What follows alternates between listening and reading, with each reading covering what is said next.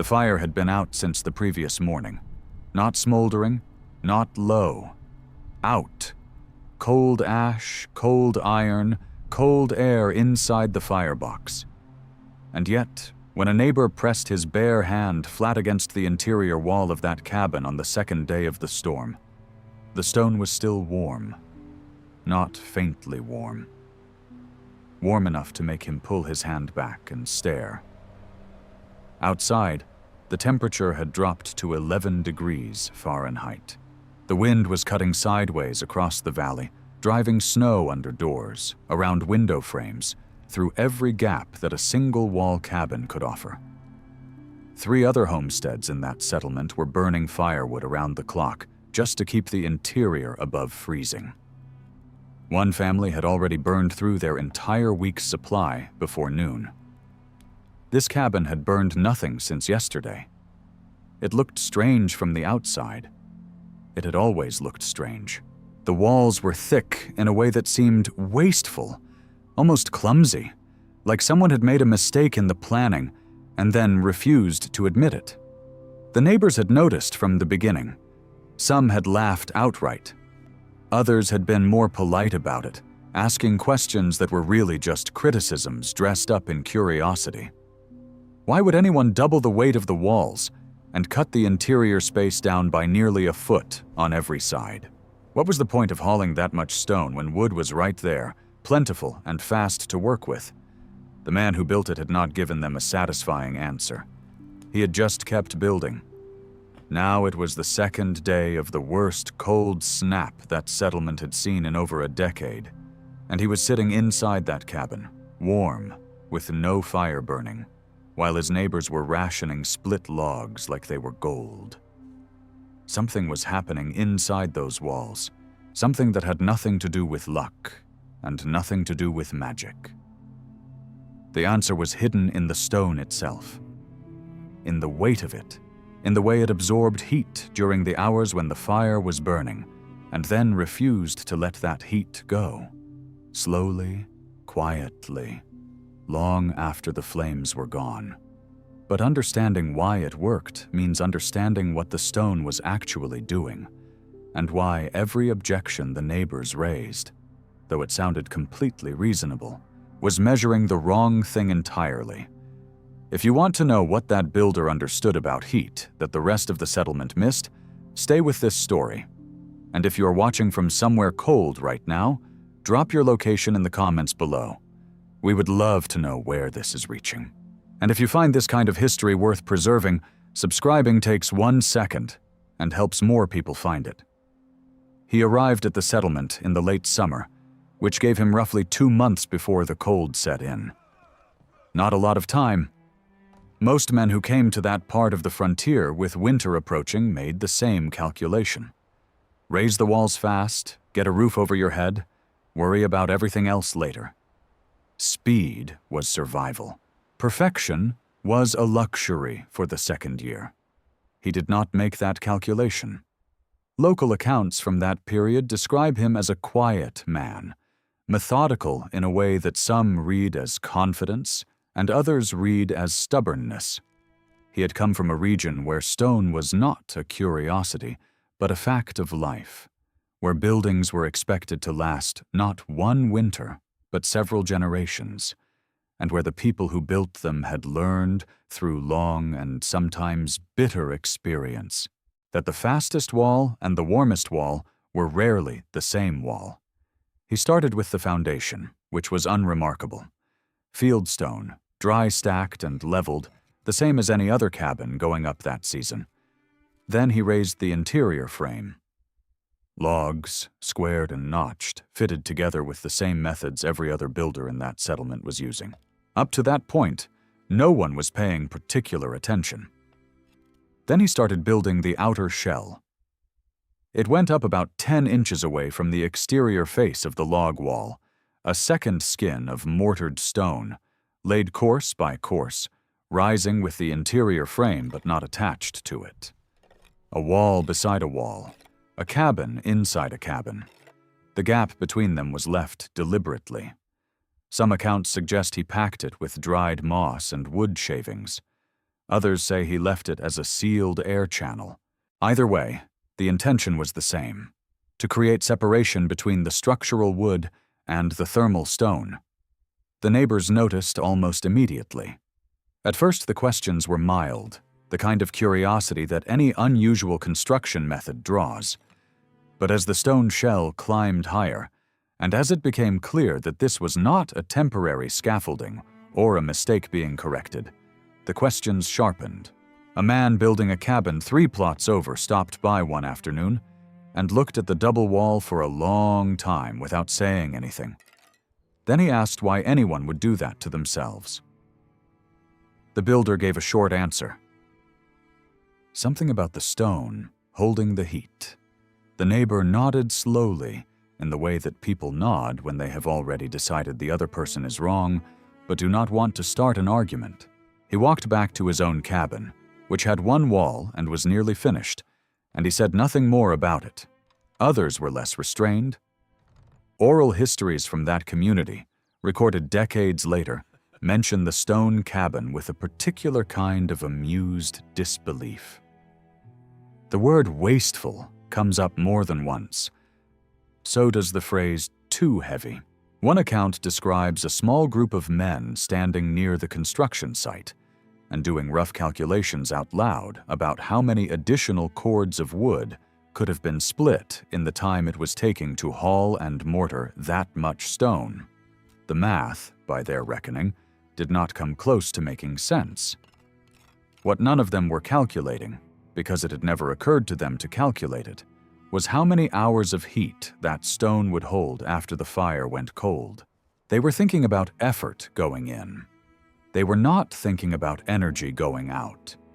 And that distinction, small as it sounds, was the entire difference between a cabin that needed constant tending and one that could coast through a 2-day storm on a single extended burn.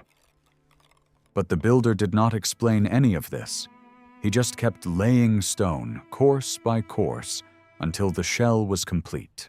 Then he set the roof, hung the door, fitted the window shutters, and moved in. The settlement watched and waited. They did not have to wait long. To understand what the stone shell was actually doing, you have to understand what it was made of and how it was built, because the material choices were not accidental. Every decision in that construction had a thermal logic behind it, even if the builder never wrote it down in those terms. The interior wall was standard frontier log construction. Logs approximately 8 to 10 inches in diameter, notched at the corners. The gaps between them chinked with a mixture of clay, animal hair, and dried moss. This wall did what log walls do well. It provided structural support, it gave the cabin its shape, and it offered a moderate barrier against wind infiltration. What it did not do particularly well was store heat. Wood has a relatively low thermal mass. It warms up quickly when the fire is burning, and it loses that warmth almost as quickly once the fire is gone. On a still night with a good fire, a log cabin could be comfortable. On the second day of a storm, with no fire, it would be cold. The outer shell was a different animal entirely. Oral accounts suggest the stone used was primarily a dense local field stone, likely a sandstone or limestone variety common to that region, quarried or collected from the surrounding landscape. Both sandstone and limestone have a specific heat capacity that is roughly 2 to 3 times greater than seasoned hardwood per unit of volume. In plain language, that means a given volume of stone can absorb and hold 2 to 3 times more heat energy than the same volume of wood before its surface temperature begins to rise. The stone does not warm up as fast, but it does not cool down as fast either. This is the core of the entire system.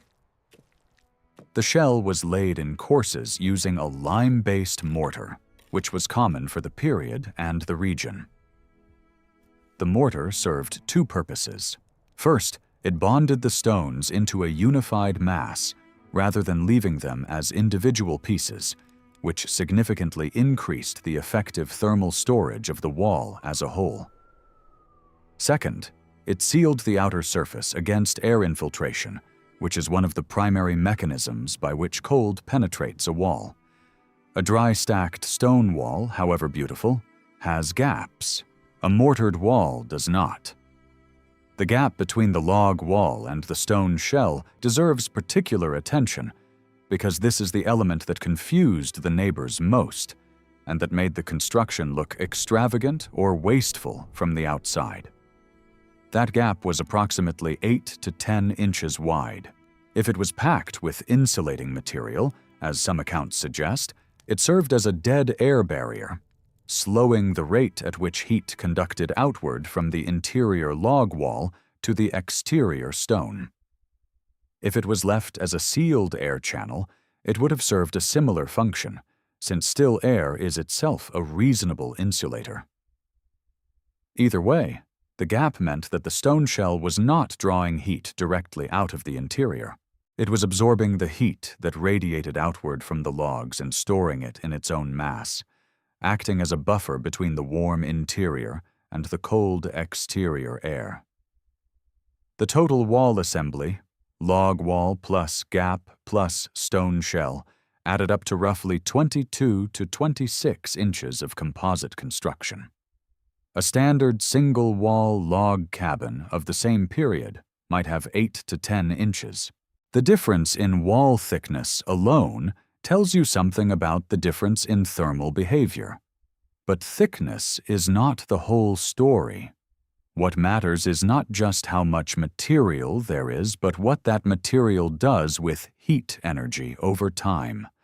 The stone shell, once it had been heated by a sustained fire inside the cabin, could store that heat for an extended period and release it slowly back into the interior space as the ambient temperature dropped. Contemporary building science would describe this as thermal mass acting as a heat flywheel.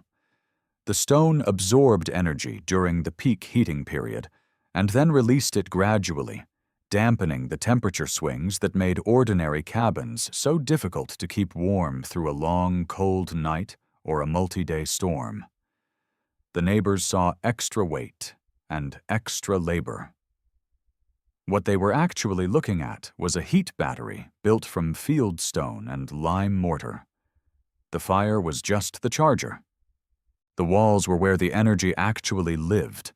Every complaint the settlement raised about that stone shell was grounded in something real. That is what made the disagreement so persistent. The neighbors were not stupid.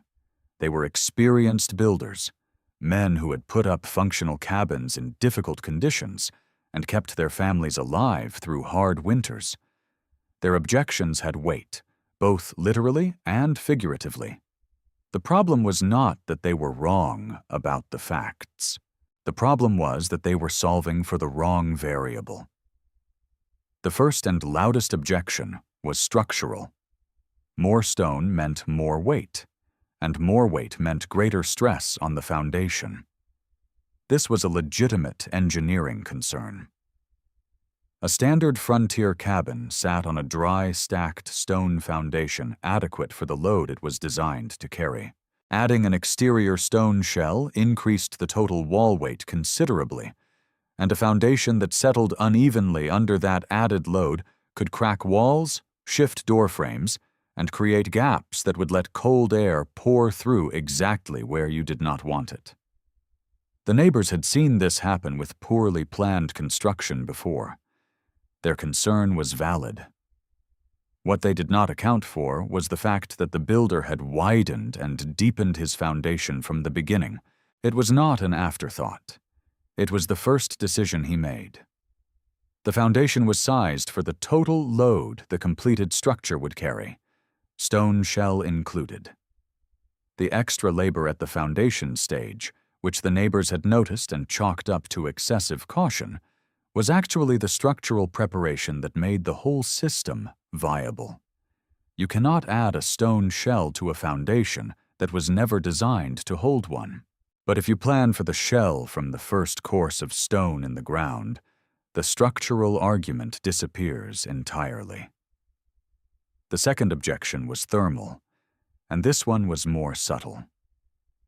Cold stone, the neighbors argued, would pull heat out of the cabin rather than hold it in.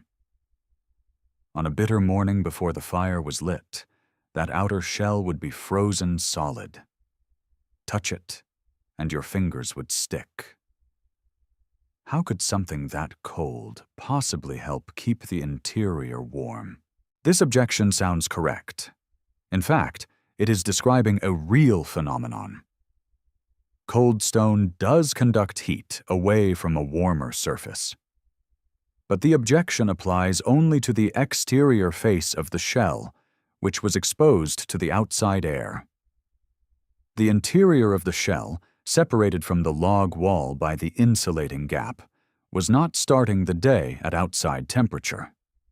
It was starting the day at the temperature it had reached during the previous heating cycle, which was significantly warmer. The stone shell was not a cold surface pressing against the cabin. It was a warm buffer sitting between the cabin and the cold. The third objection was economic.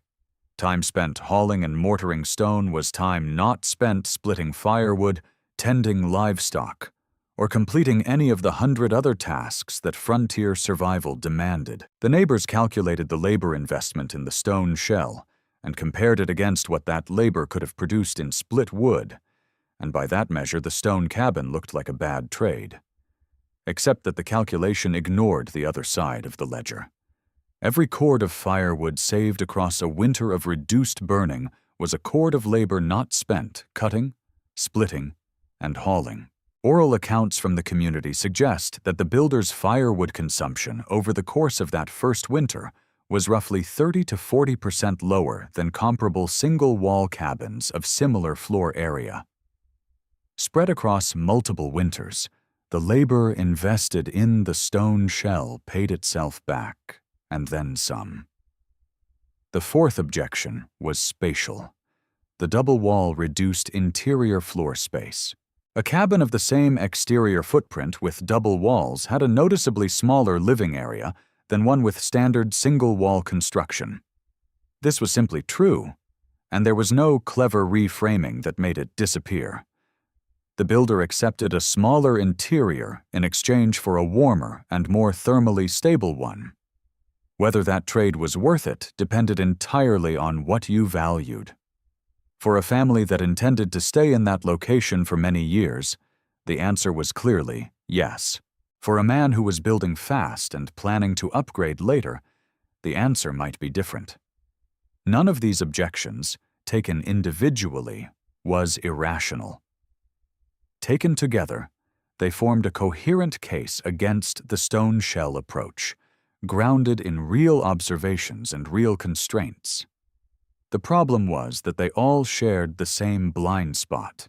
They were evaluating the construction by how it performed during and immediately after a fire, which was exactly when a standard cabin also performed acceptably.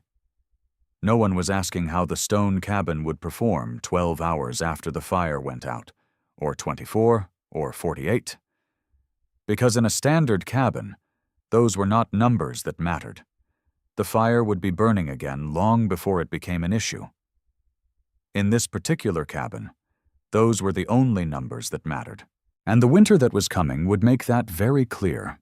There is a concept in building science called thermal mass, and it is one of those ideas that sounds complicated until someone explains it through an object you already understand.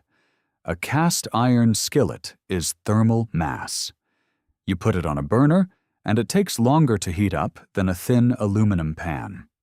But once it is hot, it stays hot long after you move it off the burner.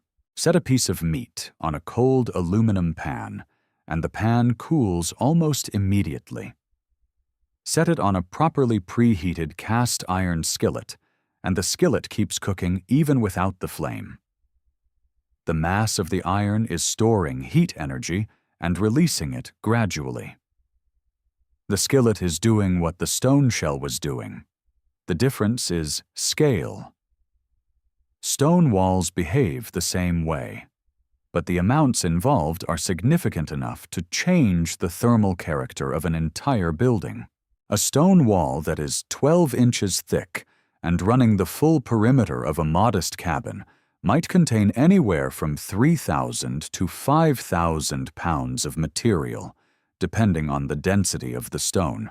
Sandstone runs approximately 130 to 150 pounds per cubic foot. Limestone is slightly denser, between 150 and 160 pounds per cubic foot. Either way, you are talking about a mass that, once heated to a meaningful temperature, holds that energy for an extended period of time. The key physical property at work is called specific heat capacity, which is simply a measure of how much energy a material can absorb per unit of mass before its temperature rises by 1 degree. Water has the highest specific heat capacity of any common substance, which is why oceans moderate coastal climates. Stone is not as impressive as water, but it is significantly better than wood or air. It takes more energy to raise the temperature of a pound of sandstone by 1 degree Fahrenheit than to raise the temperature of a pound of seasoned oak by 1 degree Fahrenheit. And that same pound of sandstone, when it cools, releases more energy than the same pound of oak would have stored. Stone holds more heat per pound. And a stone shell has a lot of pounds. Now consider what happens inside that cabin over a full heating and cooling cycle. The fire burns for several hours, typically in the evening and into the night. The interior air warms quickly, since air has very low thermal mass and responds fast to a heat source. But simultaneously, the stone shell is slowly absorbing heat through conduction and radiation. The stone does not warm up at the same rate as the air. It is pulling in energy steadily, banking it the way a battery banks electrical charge. By the time the fire dies down and the builder lets it go out, the interior air temperature may already be dropping. But the stone shell is at peak stored energy. It is warm through its entire mass, not just at the surface. Then the long night begins. The air inside the cabin cools, but as it cools, the temperature differential between the air and the stone wall increases, and heat begins to flow from the stone back into the air. This is simply physics. Heat moves from warmer to cooler. The stone, still holding its stored energy, becomes the heat source.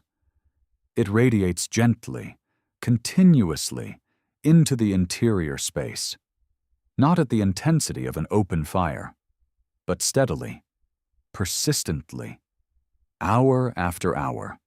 A single-wall log cabin has almost none of this capacity. The logs warm quickly when the fire is burning and lose that warmth almost as quickly once the fire is gone. By 3 in the morning, with the fire reduced to coals, the interior of a standard log cabin has already dropped significantly. By dawn of a cold day, if no one has been up to add wood through the night, the temperature inside can be uncomfortably close to freezing. The occupants learn to keep the fire going. They take shifts. They accept that heat is something you produce continuously, not something you store. The stone shell changes that equation fundamentally. The fire is no longer just a source of immediate warmth. It is a charging event. Every hour the fire burns, it is depositing energy into the stone mass that will be released slowly over the following 12 to 48 hours, depending on the thickness of the shell, the density of the stone, and the severity of the exterior conditions. The fire becomes an investment rather than a constant expense. You burn intensely during the charging period, then let the stone do the work. This is what the builder understood. This is what the neighbors, measuring labor going in rather than energy coming out, could not see. The stone shell was not extra weight for its own sake. It was a thermal reserve, a slow-release heat system built from material that cost nothing but time and labor to acquire, and that would go on paying dividends through every winter the cabin stood. The first serious test came earlier than anyone expected. Oral accounts place the first hard freeze of that season in mid-autumn, which was earlier than the regional average, and caught several homesteaders still short on firewood. It was not the worst cold snap the settlement had ever seen, but it was cold enough. Temperatures dropped to the low 20s degrees Fahrenheit overnight, with a wind that made it feel closer to single digits. By frontier standards, this was not a catastrophe. It was just a preview. The builder had spent the previous afternoon burning a long, sustained fire. Not a raging fire, not the kind that scorches the firebox and eats wood in great hungry gulps. A steady, moderate fire, kept burning for approximately 6 hours before he let it taper down in the early evening. He was not trying to heat the air in the cabin to a high temperature. He was trying to push as much heat energy as possible into the stone walls. Those are different goals, and they call for different behavior from a fire. A short, intense burn heats the air fast, but does not give the stone enough time to absorb deeply. A long, moderate burn saturates the mass more evenly and stores more total energy in the walls. When he let the fire die down around 8 or 9 in the evening, the interior air temperature was approximately 62 to 65 degrees Fahrenheit. Comfortable, but not remarkable. The fire was still glowing with coals. He did not add more wood. He simply left it. By midnight, the interior had dropped to around 54 degrees. Not warm, but not dangerous. And the stone walls were still radiating. A hand placed flat against the interior stone surface would have felt the gentle, sustained warmth coming off it, the same warmth that would confuse and surprise the neighbor who touched that wall 2 days later during the blizzard. The neighbors who were paying attention that night saw the fire go down and drew what seemed like an obvious conclusion. The cabin was getting cold. He had let the fire die too early. By morning, the interior would be as cold as anyone else's cabin. Possibly colder because of the thermal delay in the stone, which they assumed would first have to warm up before it could contribute anything useful to the interior temperature. They were expecting to see confirmation of everything they had predicted. What they were not accounting for was the behavior of the stone through the early morning hours.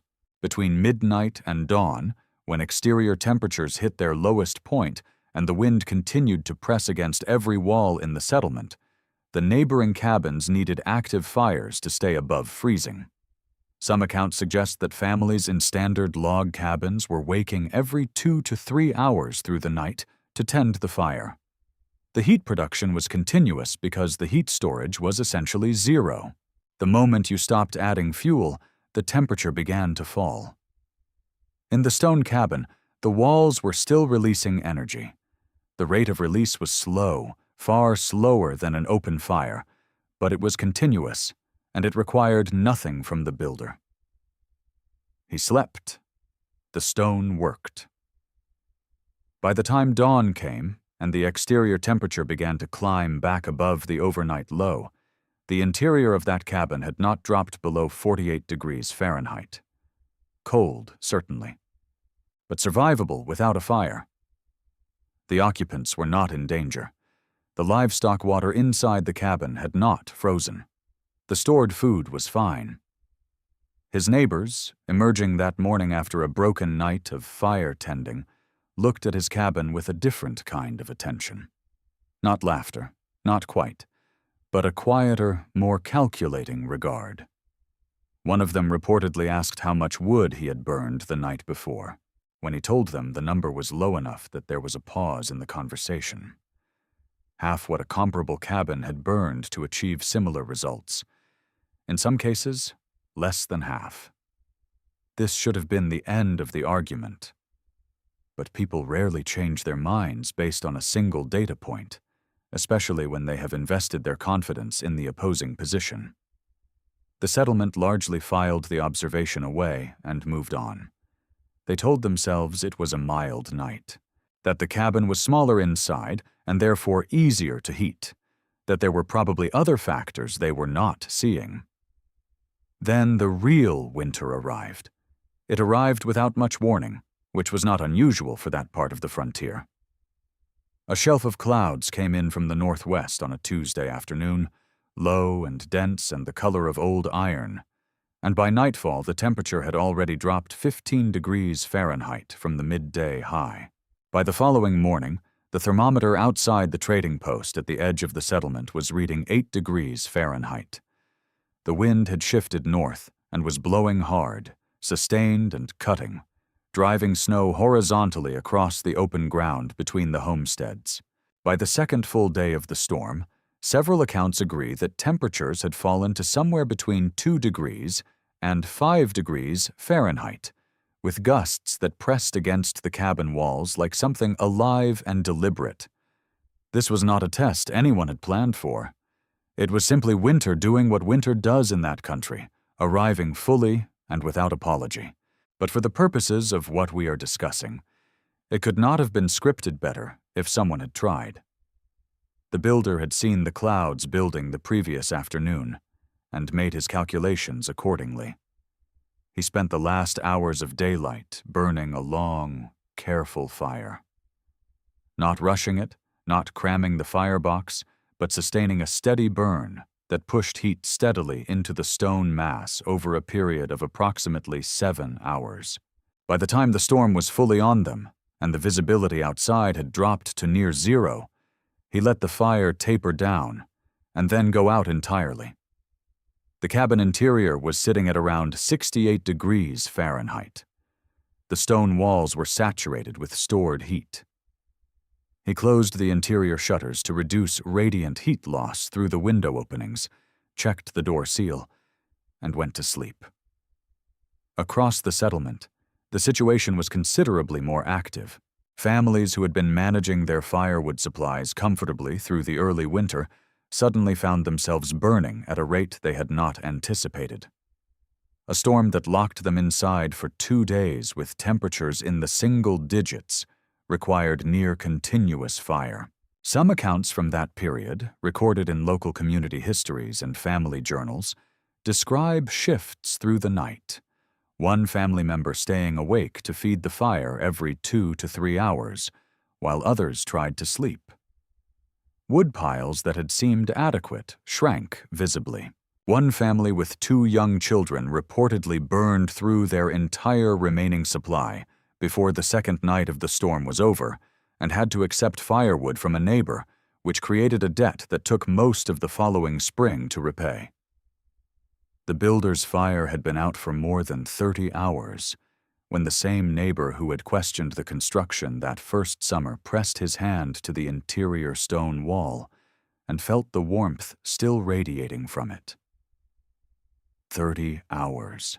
More than a full day of storm conditions, temperatures in the single digits, sustained wind, no active heat source inside the cabin, and the stone was still releasing stored energy into the interior space at a rate sufficient to keep the ambient temperature measurably above the danger threshold.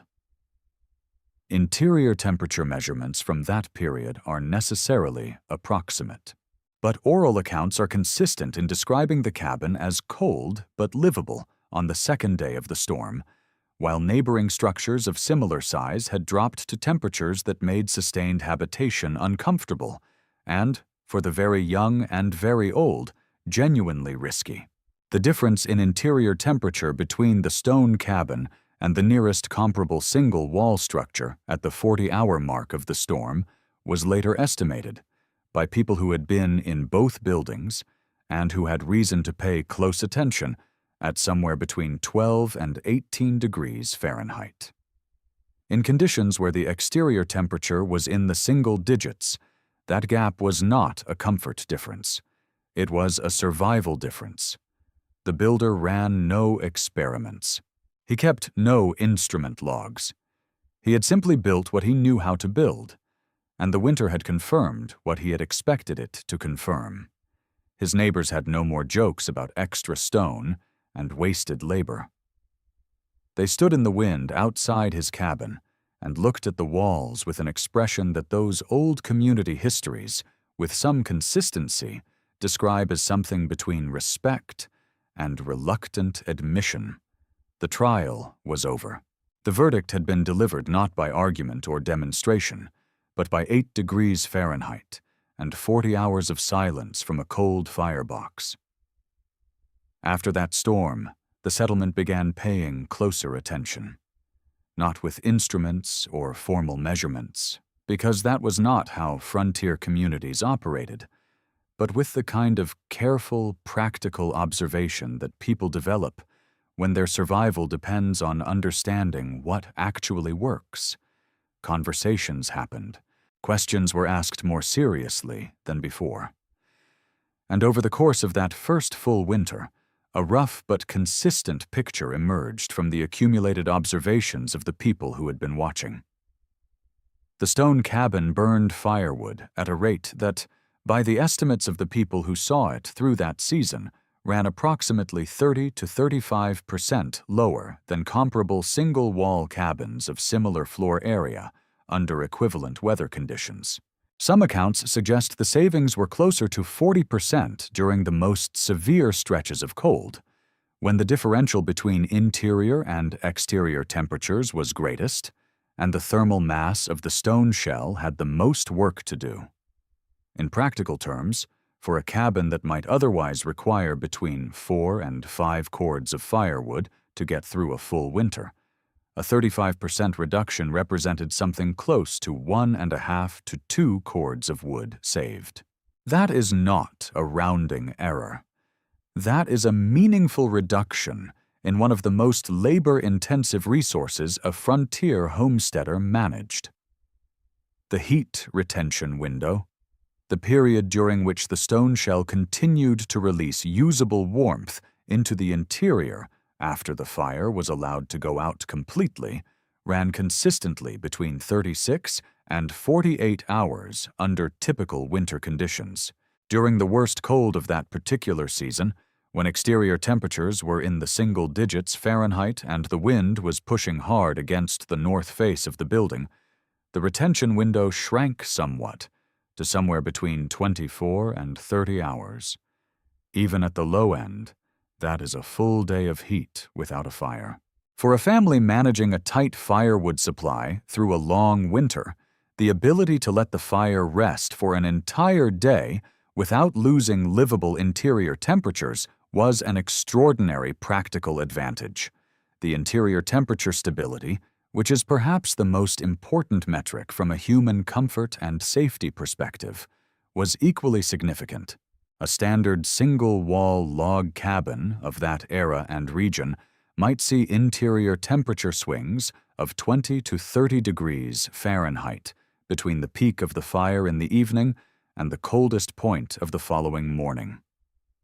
That kind of swing is hard on the occupants, hard on stored food and water, and hard on the structure itself, which expands and contracts with each cycle. The stone cabin, by contrast, showed interior temperature variation of approximately 8 to 12 degrees Fahrenheit across the same period. The stone was acting as a thermal buffer, absorbing the peaks and softening the valleys, keeping the interior in a narrower and more manageable temperature band throughout the day and night.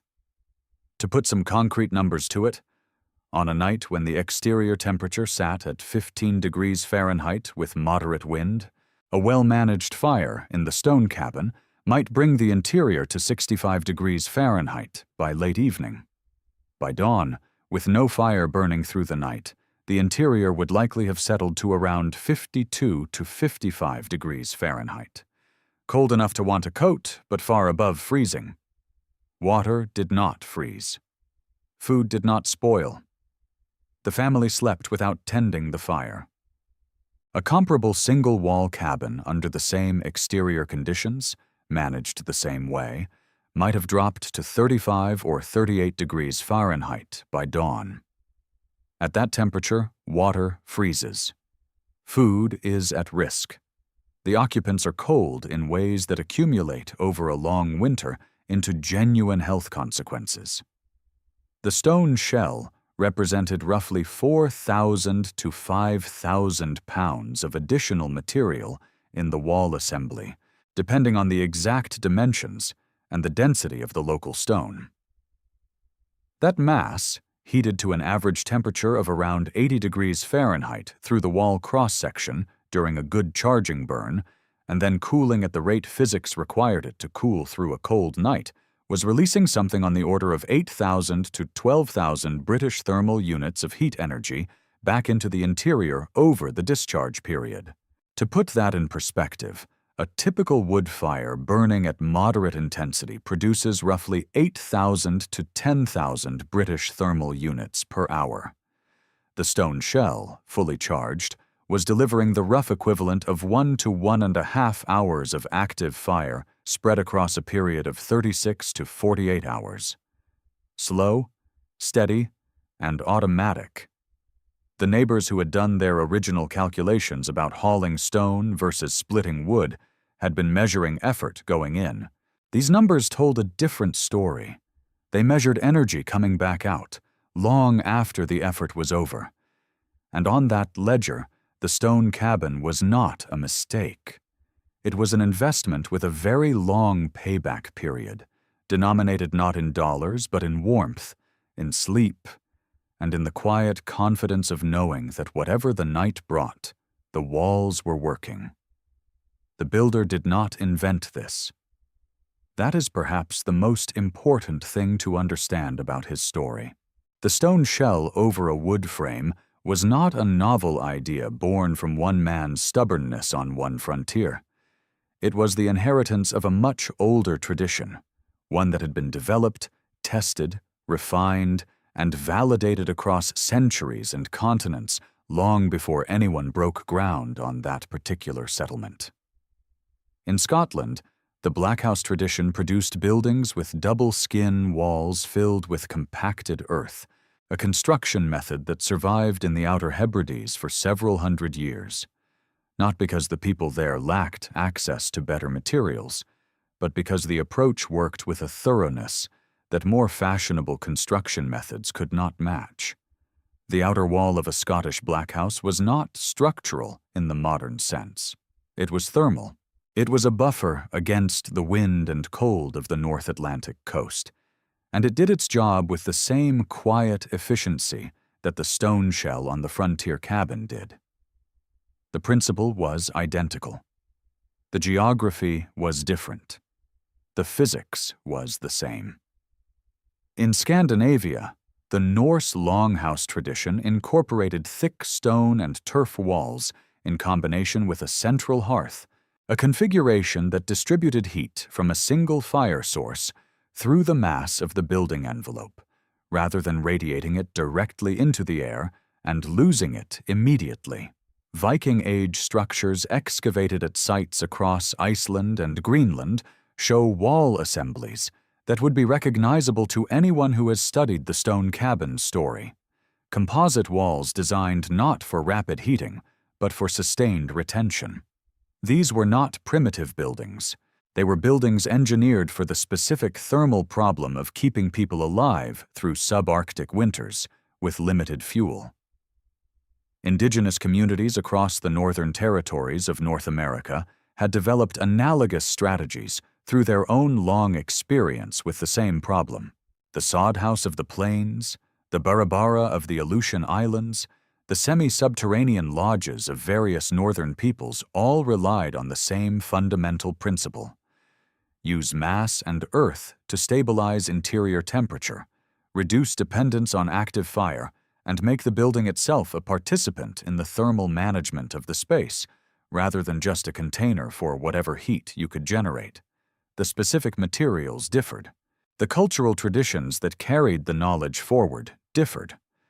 But the underlying physics was universal, because physics does not change with latitude or heritage. The builder, by whatever path he had come to it, was carrying a piece of that long tradition with him when he arrived at the settlement. He may have learned it from an older builder in his home region. He may have lived in a stone building as a child and understood intuitively, from years of experience, how differently it behaved from a wood-framed structure. He may have reasoned it through from first principles.